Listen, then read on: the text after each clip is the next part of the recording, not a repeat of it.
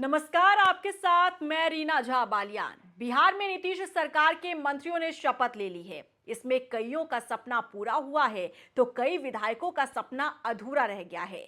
कई ऐसे नाम जिनकी शपथ ग्रहण समारोह से पहले खूब चर्चा हो रही थी। कई ऐसे विधायक जिनका राजनीति में ये पहला स्टेप था और पहले पायदान पर ही जीत हासिल की। माना जा रहा था कि बिहार सरकार में उन्हें जगह मिल सकती है, लेकिन ऐसा नहीं हुआ। इसमें एक नाम है मैथिली ठाकुर का।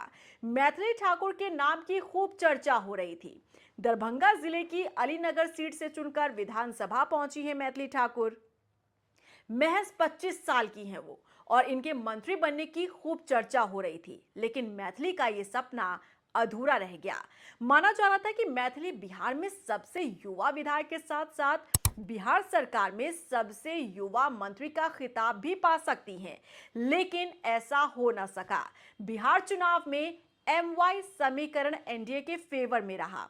एमवाई का यहां मतलब है महिला और युवाओं का पूरा समर्थन एनडीए को मिला और इस लिहाज से माना जा रहा था कि मैथिली को महिला और युवा होने का पूरा फायदा मिल सकता है।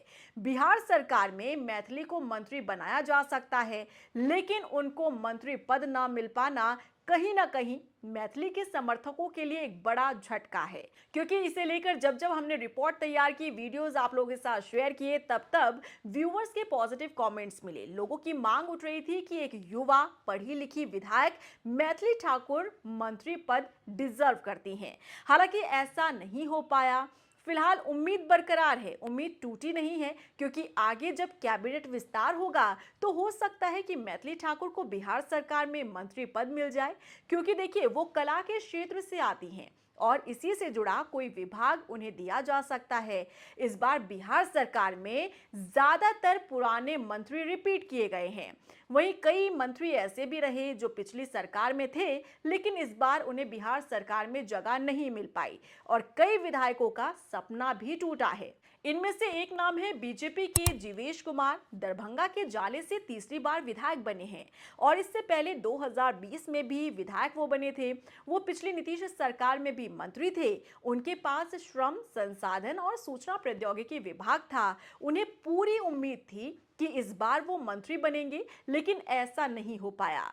उन्हें नीतीश सरकार के नए मंत्रिमंडल में जगह नहीं दी गई।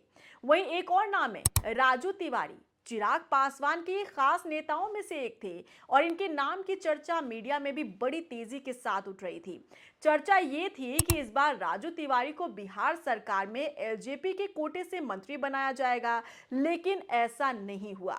हालांकि देखिए, जैसे ही उन्हें एलजेपी के विधायक दल का नेता बनाया गया था, तभी से तय हो गया था कि वो मंत्री नहीं बनने जा रहे हैं। वहीं बनमनखी से बीजेपी के विधायक कृष्ण कुमार ऋषि नीतीश कुमार की 2020 कैबिनेट का वो हिस्सा थे। इस बार भी इसी सीट से उन्होंने जीत हासिल की। उम्मीद थी कि इस बार उन्हें भी मंत्री बनाया जाएगा, लेकिन के ऋषि को भी मायूसी ही हाथ लगी। वहीं बीजेपी के गया शहर से 9 बार के विधायक पूर्व मंत्री प्रेम कुमार का नाम भी मंत्री पद की दौड़ में आया था। माना जा रहा था कि उन्हें भी मंत्री बनाया जाएगा, लेकिन ऐसा नहीं हुआ। प्रेम कुमार को नीतीश कुमार की कैबिनेट में जगह नहीं मिली। हालांकि कई कुर्सियां अभी भी कैबिनेट में खाली है और हो सकता है कि आगे आने वाले समय में जब कैबिनेट विस्तार किया जाएगा, तब इन नामों में से कोई नाम हो सकता है जिन्हें कैबिनेट में एंट्री दे दी जाए। लेकिन यहाँ सबसे ज्यादा नाराजगी जो निकलकर सामने आ रही है वो मैथिली के समर्थकों की निकलकर सामने आ रही है, क्योंकि मैथिली ठाकुर ने इतिहास रचा है।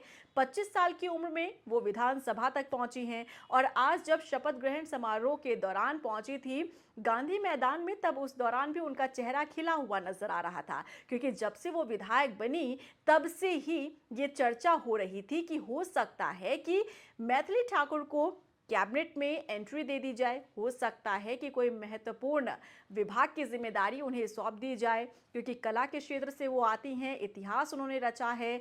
जीत के बाद से ही, चुनाव परिणाम के बाद से ही मैथिली ठाकुर चर्चाओं में बनी हुई हैं और ऐसे में उम्मीद की जा रही थी कि एक और इतिहास वो रच सकती हैं और राजनीति में जैसे ही उन्होंने एंट्री ली, पहले ही पायदान पर उन्होंने जीत हासिल की और हो सकता है कि विधायक के बाद सीधे उन्हें मंत्री भी बना दिया जाए। लेकिन ऐसा नहीं हुआ। इसके पीछे की क्या वजह हो सकती है? हालांकि इसे लेकर जो सियासी जानकार हैं वो अलग-अलग बात कर रहे हैं, लेकिन कहा यह जा रहा है कि फिलहाल ये नहीं कहा जा सकता कि कैबिनेट में एंट्री नहीं होगी मैथिली ठाकुर की, क्योंकि देखिए जब भी विस्तार होगा तब इसे लेकर मंथन किया जा सकता है।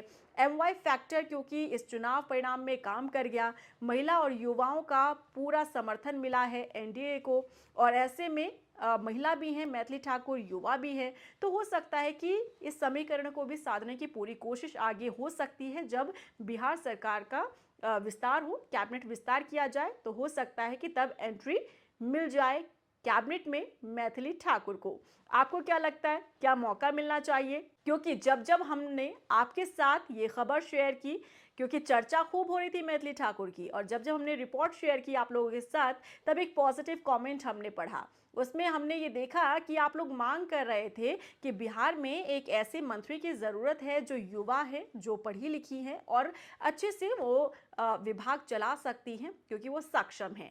तो फिलहाल तो देखिए मायूसी हाथ लगी है मैथिली ठाकुर को भी, उनके समर्थकों को भी, लेकिन इसके पीछे की वजह क्या हो सकती है?